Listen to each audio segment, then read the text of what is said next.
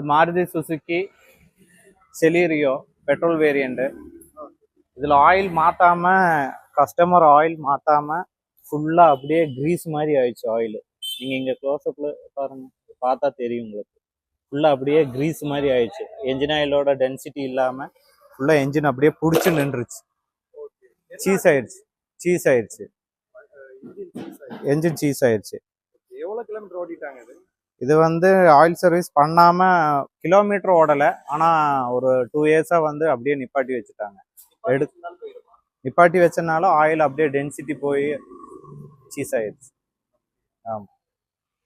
இது எவ்வளோ ஆகும்? இப்போ செலவு பார்த்தோன்னா லேத்தில் கொடுத்து நம்ம வேலை செய்கிற மாதிரி வரும். எப்படியும் 35 to 40 ரூபா வந்துடும். ஆமாம். ஆமாம், செலீரியோ.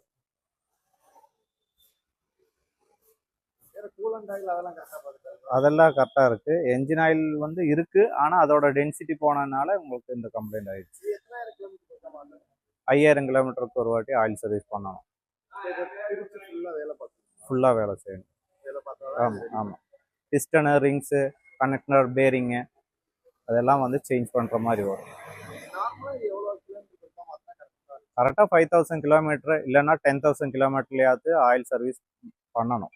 பண்ணாமல் விட்டு நீங்கள் இந்த மாதிரி அப்படியே நின்றுட்டு இருந்ததுன்னா உங்களுக்கு என்ஜின் சீஸ் ஆகிறதுக்கு வாய்ப்பு இருக்குது.